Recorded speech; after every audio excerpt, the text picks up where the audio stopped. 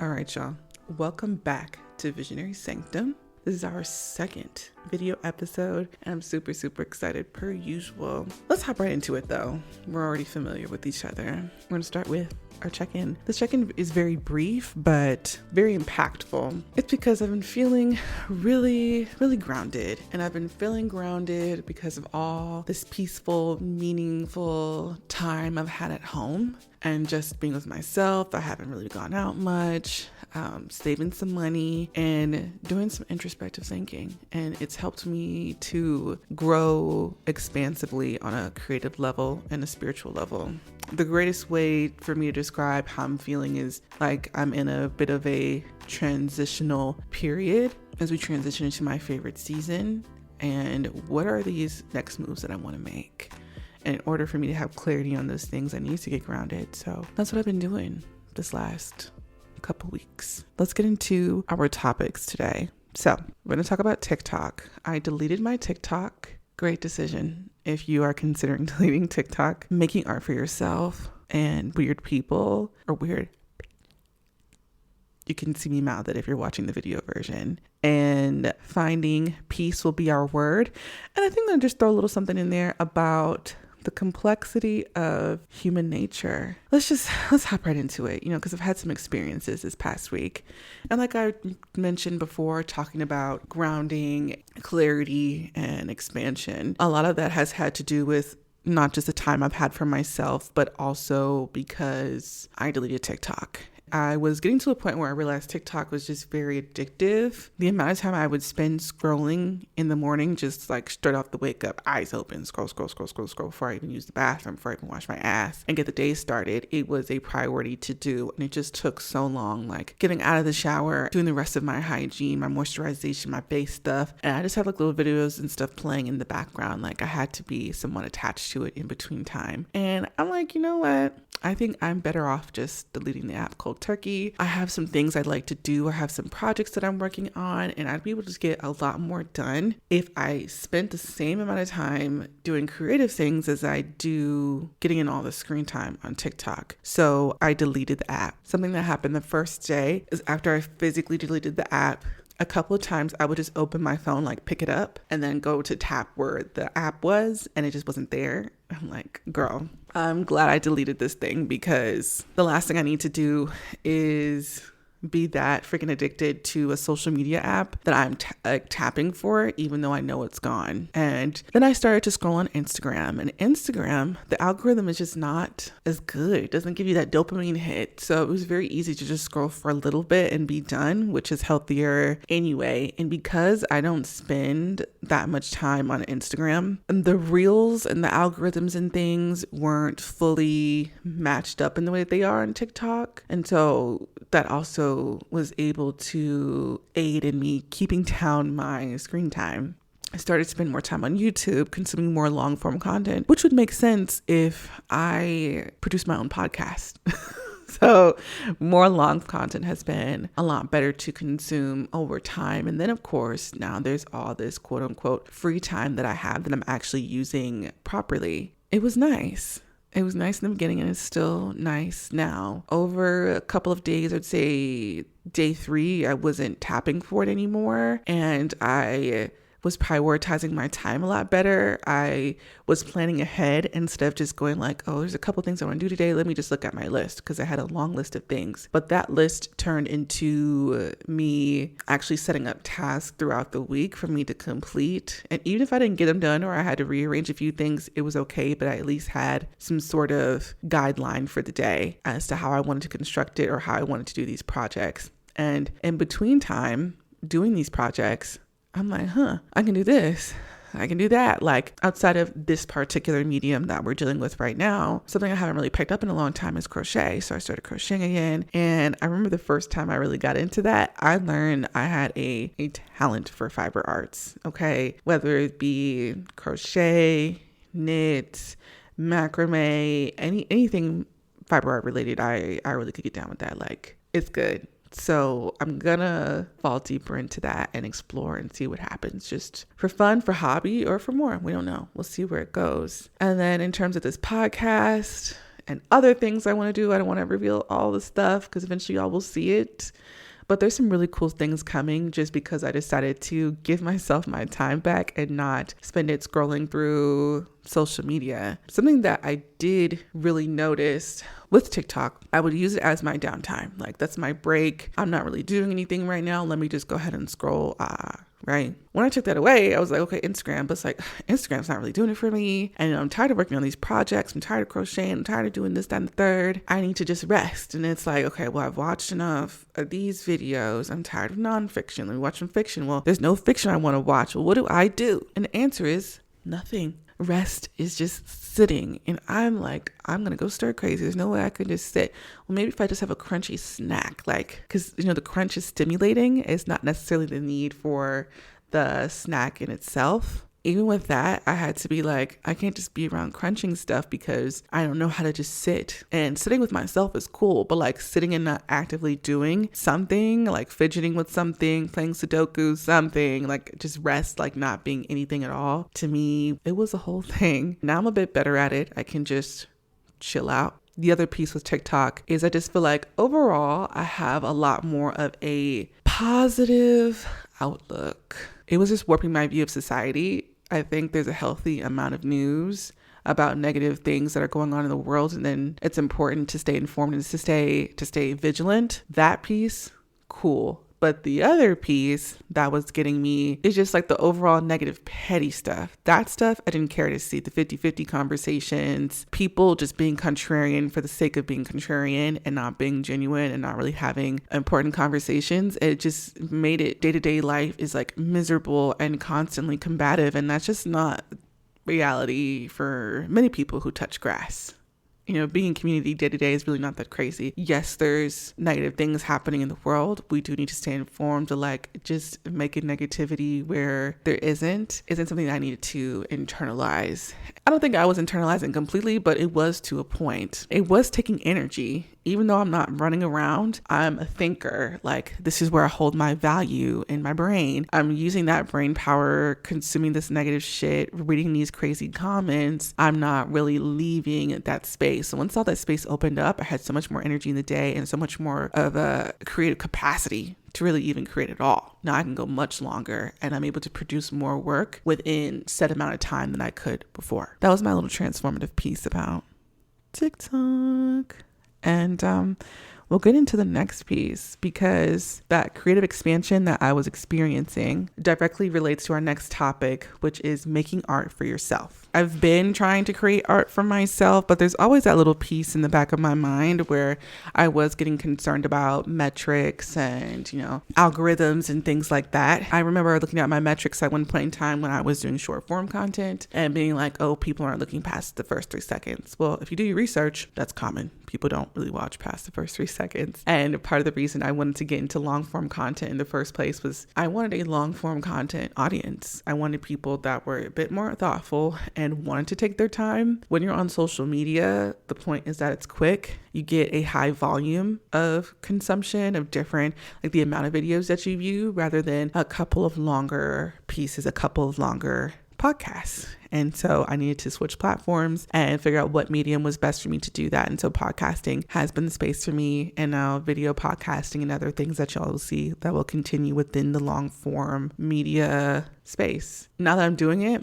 I'm really, really enjoying the process. Like, I like that I can do this cool little setup in my living room or wherever I am, whatever mystery space. I'll do this really cool setup in my living room and take my time and like set up my space and then think about what I'm going to say and have my show notes together and be really thoughtful and intentional about the piece and also speak my entire piece. The other issue I was running into in short form is that I would have to constantly restart the video because I'm like, I'm not getting to the point in 3 seconds. I'm not doing this in 3 seconds. I'm not doing that. And then I'd be so worried about making sure it was so clear and concise. I'm chopping that bitch up, okay? The jump cuts was going crazy, but it took so long just to edit this 30 seconds and it just wasn't rewarding. Like, I have a larger message. There's more that I want to say and I don't want to reduce myself for the sake of views. I've now switched to this mindset that what I'm doing in general, beyond just this podcast, is I'm creating worlds for someone to come across. And so in order to create worlds for someone to come across, it doesn't necessarily have to appease millions of people. It has to land and connect intentionally with the right crowd that was meant to come across. You like one thing, you can go back and view all kinds of things and take this fun journey, grow and learn and expand with me, or enjoy whatever other content there is recreationally, and feel that this space is being created in a genuine manner. I think sometimes you can feel, at least I can, the experience I'm having, whether or not something is created just for the sake of function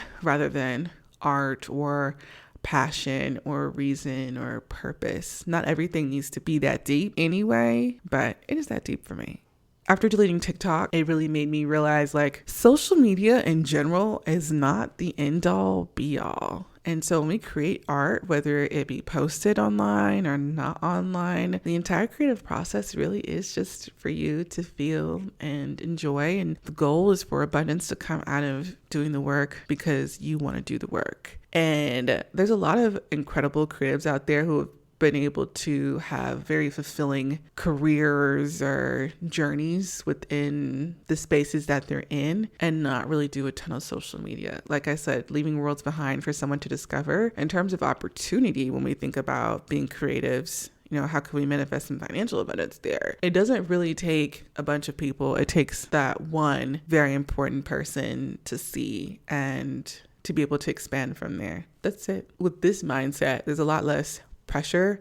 It's more so, hey, I'm building a little following here. I'm just going to put it up brick by brick, and however the cards may fall is however the cards may fall. The last piece with making art for yourself is the process of creating for yourself is a true walk with authenticity, a true walk. I'm being 100% myself. Radically. I believe in me radically. I believe in my vision radically. I believe in this community radically, you know, and I don't plan to veer away from it. And sometimes authenticity, especially if it's real radical, girl, it can ruffle some feathers. But when you're content with being who you are, it's easier to handle when that kind of stuff happens, you know? And we'll move into our next piece, which is, I put weird people in the first one, but I really wrote down weird bitches. So let's talk about weird bitches, okay? Initially, when I was thinking about how I wanted to put this piece together of the show, I was going to come up with some sort of more inflammatory, super hype, super crazy, like,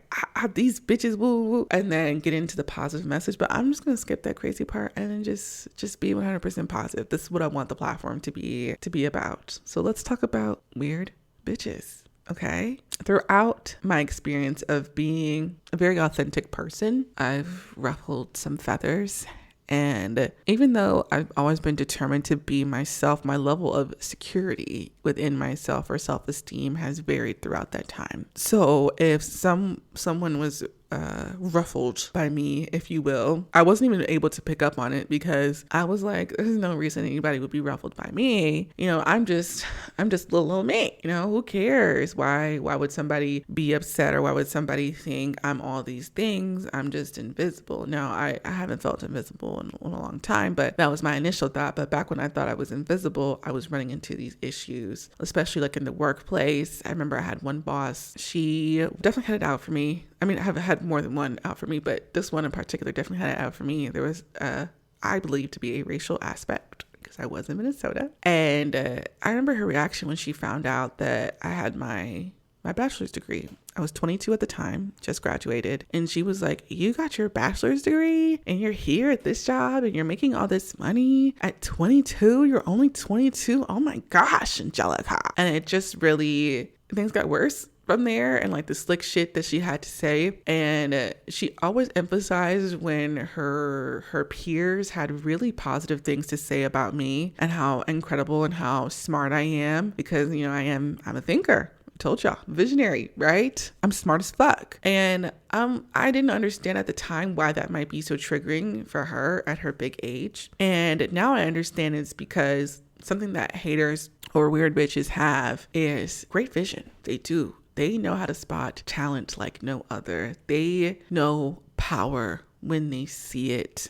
and they try to siphon it and they try to push it down in order to make them feel better. But let's not talk about the negative piece. Let's talk about the positive piece of how great they are at spotting greatness, and what that person saw, what other previous people saw was greatness. And shout out to y'all for seeing the vision even before I could really fully see the vision for myself. You're special. And because of you, we got a podcast, girl. Like, what? Come on. We got a podcast and we got some other stuff, some other big things. So shout out to the haters. My most recent incident, I won't give as much detail about that one, but basically I was sharing, which no, I'm not sharing as much. Thought we were cool, whatever, shared. And I was basically met with, don't do it. Like this idea that I had that I was ready to carry out. Just straight up, oh, now's not a good time to do that. Don't do that.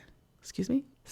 So, I had to go back to my friends that I've had for a little bit longer. Like I said, I haven't known too many people for too long, but the ones I've known for a bit longer that have no connection, I was like, am I tripping or what the fuck? So of course, after you get the validation from your other friends going, what the fuck, you gotta really sit there and you gotta really think about like, what is it? What happened? And upon some reflection, there were some clear red flags that I was not paying attention to. Now that I've had this time to think and ponder and grow myself, expand myself creatively and really radically step into self-belief, I'm like, if there's any crazy outward doubt around me, I gotta shut that shit down. I gotta shut it down. I gotta step away. And I didn't do that. I learned my lesson. I thought I learned my lesson the hard way, but really that was God's protection and I learned it the easy way.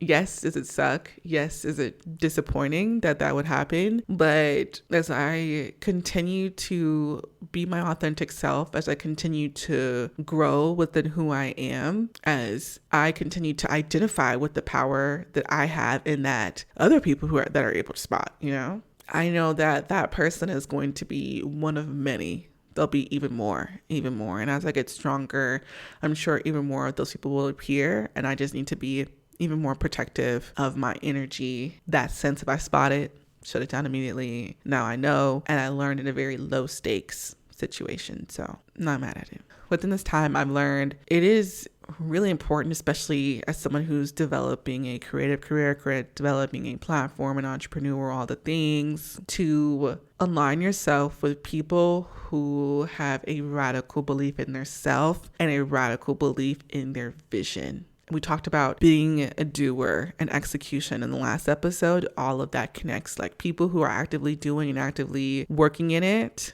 Those are the people that I need to align myself with. And it's okay. People are like unsatisfied with their work or they're like trying to work some things out. As creatives, we all go through ups and downs and that's okay. But somebody who's really in the mix, really doing their thing and loves the sense of support and collaboration from the people around them. Because I'm always supporting creatives in my community.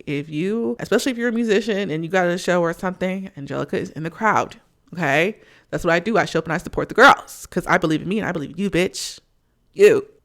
And throughout this process, even though a good bit of it has left me by my lonesome, I'm trusting that the right people who will come around, who are meant for me, who are in alignment with me, will reciprocate my energy and will stay connected.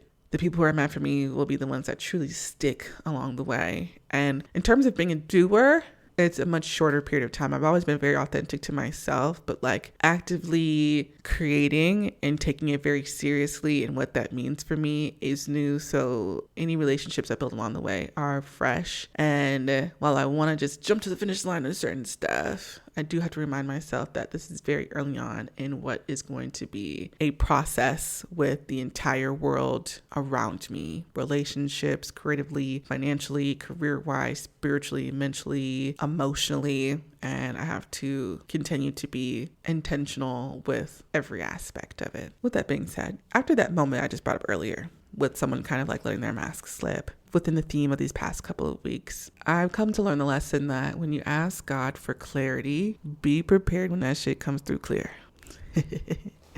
Be prepared when it comes through clear, because girl, sometimes even when it is real clear, I'm like, ooh, maybe I closed my eyes. Maybe I kind of liked it better when it was a little bit murky. Fuck. But no, I asked for clarity and things started to eliminate. People other situations, opportunities that I thought would be better aligned for me, just shoop, shoop, shoop, shoop, shoop, shoop, shoop, shoop, everything gone. Allowed for space for the correct things to come in. Do I always like the path to the destination? No. But, me and the spirit, we agree on the destination. It's just the how. And I'm coming to the point where it's like, we don't need to agree, I guess. I'm just gonna take a deep breath, lock in, and allow myself to feel disappointment sometimes. It's okay to feel disappointed, and it's okay to regroup, reform my perception of the situation in order to move forward. I don't have to have this perfect idea or perception of the situation or way to go about it immediately. That's completely against human nature, and I'm human. I'm allowed to really go through the process of grieving what I thought was going to be into what is, or the way or the how I get there. And I'm gonna let myself, fill it up, girl, fill it up. I didn't originally have this in the show notes for today, but I'm going to throw it on there. I mentioned it earlier. I think we're going to go with it. And that is the depth of human complexity. So kind of like I talked about my emotional response to asking for clarity and being a little like, I don't know. And the point I brought up about quote unquote weird bitches. Okay. And them being able to spot great talent and great power. Response to it maybe not be the healthiest, but they know it when they see it. Okay. I think that we talk a lot about what we should be doing, the healthy things, protecting our peace, and, don't be toxic, don't be narcissistic, and make sure you're always as perfect being all the time. But the truth is, human nature is beautiful, and it is passionate, and it's progressive, and it is ugly, and it is regressive, and it is toxic, and it's rough. It's rough. Humans are all of the light and all of the dark. And I think we spend a lot of time trying to perceive ourselves in the best light, perceive other people in the best light. And as somebody who's working to do better with my previous way of idealism when it comes to people, I'm understanding that people can be all things, and that when I come across somebody who may be a quote unquote weird bitch or a hater, it is someone that is going through a personal experience that has nothing to do with me. Maybe they projected their negativity onto me, but that's just them being a human being, and I can continue to engage or not engage, and that's okay. I'm going to continue to come across more people like that. There may be situations where I'm not my best self, where I think I'm all cool and I say some crazy shit. Now, I don't think I'll be saying crazy shit, at least not on purpose. I am known to be very blunt, but my intention is always pure. I'm not trying to come through or stop anybody from going where they're supposed to go or being who they're meant to be or nothing like that. Never. I've never do that. But I can't act surprised anymore if there are people who are experiencing those types of things, because I've been in a dark place before. Typically with me being in a dark place, I'm usually retracting into myself. Maybe I do start to catch an attitude or say crazy shit with the people around me. Maybe I'm guilty of that, during a dark time, right? I'm human, and that's okay. And I'm not above anybody else who really, really goes through it in a way that is perceived poorly. We cannot always regulate our sadness or put a pretty bow on how we do our sadness or put a pretty bow on how we deal with conflict all the time. Sometimes we just be feeling, and things don't always work in this perfect way sometimes. So yes, humans are complex, humans are light, humans are dark. We're all the things. Anywho, let's get into our word, finding peace. I find that when we discuss what it means to find peace, it has nothing to do with conflict or just conflict avoidant. Everything is real kumbaya and peaceful, but that isn't necessarily the case when it comes to peace in life. There's no way to avoid conflict. There's no way to avoid bad things, but how we perceive the situation and how we lead ourselves mentally, emotionally, and spiritually out of it each time, our resilience as people, our perseverance through these situations is what is in alignment with our peace. Protecting your peace doesn't mean not showing up. Protecting your peace doesn't mean being avoidant. Protecting your peace doesn't mean that you're doing capitalist self-care Protecting your peace means that you're pouring into yourself, you're taking care of yourself, your home, your environment, and you're doing the best you can. And sometimes, even when you do the best you can, shit still happens. And being able to say, hey, it's fucked up right now, but even though I'm uncomfortable and even though I'm upset, I know some way, somehow, even when I calm down or not, I see a way through this. And that kind of attitude is what peace really looks like, rather than the version of peace and perfect relationships that we're fed. And that's it. It was a little bit of a short episode today, but I hope you guys enjoyed our second video episode.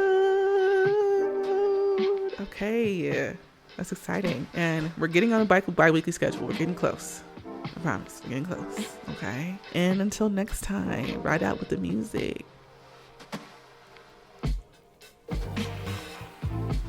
Bye.